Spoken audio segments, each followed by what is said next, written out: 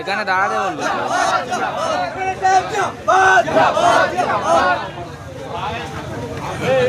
দর্শক বন্ধুরা, আপনারা দেখতে পাচ্ছেন পোলেরহাট গাজীপুর, দক্ষিণ গাজীপুর 2 নম্বর অঞ্চলে চামড়াপাড়ায় পীরজাদা নওশাদ সিদ্দিকী ভাইজান এসেছিলেন এবং কি বক্তব্য রাখলেন সাধারণ মানুষের উপরে, এবং আপনাদেরকে সরাসরি দেখানোর চেষ্টা করব আমাদের চ্যানেলের পর্দায়। তো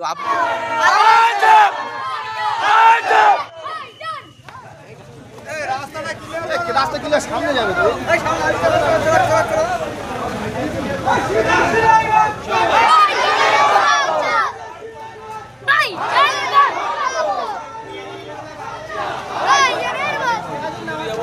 এটাই সামনে, এটা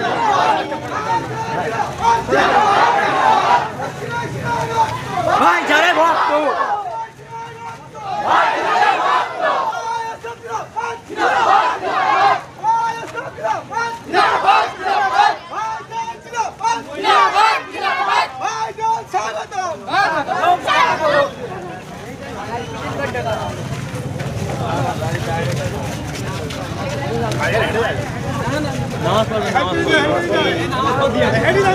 নামাজটা পড়ে লেখ, নামাজটা পড়ে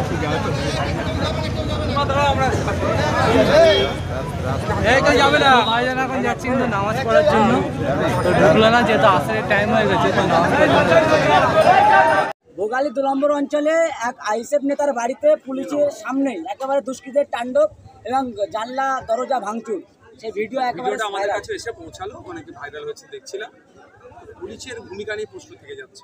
আমরা বারবার বলছি, পুলিশ যদি এভাবে দর্শকের ভূমিকা পালন করে তাহলে মানুষ আর বিরোধীরা পুলিশের ওপরে ভরসা রাখতে পারবে না। পুলিশের ওপরে ভরসা না রাখলে তাহলে বিশৃঙ্খলা তৈরি হবে। তো পুলিশের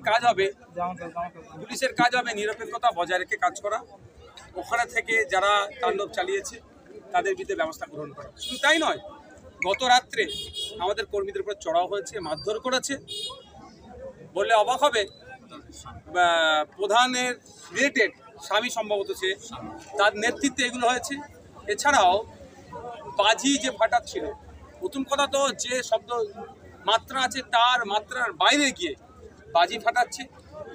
আমাদের কর্মীদের পাঁচিলকে বাড়িকে লক্ষ্য করে ফাটিয়েছে, জানালাতে ফাটিয়েছে। যখন প্রতিবাদ করতে চাই মারধর করেছে। মহিলারাও এই মারের হাত থেকে বাদ যায় না। প্রশাসন কি ব্যবস্থা গ্রহণ করে দেখছি। আমি আবারও বলছি, প্রশাসন যদি নিরপেক্ষতা বজায় রেখে না কাজ করে, মানুষ তাহলে আইন হাতে তুলে নেবে। তাহলে মানুষ আইন তুলে নিলে বিশৃঙ্খলা তৈরি হবে। আমি মানুষ আইন হাতে তুলে নিই এর পক্ষে কোনোদিন নয়। Law and order situation create হোক, এটা আমি কোনোদিন চাই না।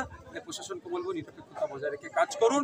কারণ তৃণমূল কংগ্রেসের হয়ে যদি কেউ আজকে ব্যাটিং করে, কালকে সরকার থাকবে কি থাকবে না কেউ গ্যারান্টি দিতে পারবে না। প্রশাসনকে 60 বছর পর্যন্ত চাকরি করতে হবে। বারবার অভিযোগ ওঠে যে কলকাতা পুলিশ নীরব দর্শকের মতন পালন করছে। সেই ছবি কিন্তু একেবারে ভিডিও ফুটেজ ভাইরাল হচ্ছে এবং পুলিশ এখনো পর্যন্ত গ্রেপ্তার করেনি এবং শোনা যাচ্ছে আইএসএফ নেতাদেরকে গ্রেপ্তার করার পরিকল্পনা করছে। কি পদক্ষেপ নেবেন? দেখুন, আইনে লড়াই করব।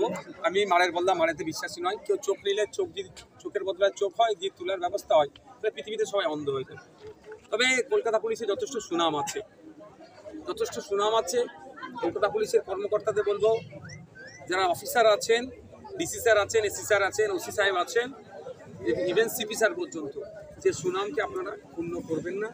সুনাম যাতে বজায় থাকে সেই রকমভাবে আপনারা পুলিশিং করুন, সেভাবে কাজ করুন। সূত্রের খবর, বেশ কিছু আইএসএফ কর্মী জেল গেছে, হাসপাতালে আমাদের মারধর করেছে। মহিলারাও বাদ যায়নি। যে ওর নাম শাহাজি বাবু, মাথায় হয়তো রক্ত বার হয়নি, যে ব্যাপকভাবে আঘাত লেগেছে, ট্রমার মধ্যে পড়ে গিয়েছে। এইগুলোকে কি বলবেন, নারীরা কি সুরক্ষিত? শুনছি যে সত্যি মানে ভয়ঙ্কর, এই আলমারির মধ্যে থেকে নাকি লাশ পাওয়া গিয়েছে। এই আমরা মানব জাতি পৃথিবীর শ্রেষ্ঠ জাতি বলে দাবি করি। আমরা আজকে কত ঘৃণিত জায়গায় নেমে যাচ্ছি। সোনারপুর বারাইপুরের একটা ক্লাস, এই বছর চারেকের বাচ্চা নাতনি দাদুর অর্থাৎ নানার কোলে উঠিত, ঘাড়ে পিঠে চড়ে না, মাথার চুল ধরে একটু টানতো, এটা নাকি সহ্য করতে পারেনি। প্রণব ভট্টাচার্য সাহেব, তিনি বাচ্চাটিকে ঘুমন্ত অবস্থায় কুপিয়ে খুন করেছে। আমরা মানুষ কোন জায়গায় পৌঁছাচ্ছি? এর থেকে পরিত্রাণ পাওয়ার রাস্তা রাজনৈতিকভাবে আছে, সেই রাজনৈতিক কথা বলবো, কিন্তু দিনের শেষে আমিও মানুষ, আমি সমাজ ব্যবস্থার সাথে যুক্ত। সামাজিকভাবে এই ব্যাধিকে আমরা নির্মূল করতে হবে, সমাজের সমস্ত মানুষকে এগিয়ে আসতে হবে, এর বিরুদ্ধে আমাদের সোচ্চার হতে হবে। এতগুলো ঘটনা ঘটার পরেও ভাঙড়ে তৃণমূলের নেতারা প্রকাশ্যে মিডিয়ার সামনে বলছে আইএসএফের স্টেজ ভেঙে দেবো, মারধর করবো। এই পাত্তা দিন না, ওদের কথা বলা মানে কি হবে বলুন তো? ফুটেজ পাওয়ার জন্য বলছে। বলবো আপনারা আবার ওর বক্তব্য আমার বক্তব্য শোনাবেন, নেতা হওয়ার চেষ্টা করি জন্য বলছে। তবে একটা কথা, অনেক নেতা অনেক গল্প শুনিয়েছে, 6 লেন পার হতে দেবে না, বিশ্ব বাংলা গেট পার হতে দেবে না, চা খাওয়ার জায়গা থাকবে না, টেবিল থাকবে না। তারা আজকে রাজনীতির ময়দানে নাই, অপ্রাসঙ্গিক হয়ে গিয়েছে। এইসব চুট করে নেতাদের পাত্তা দিন না।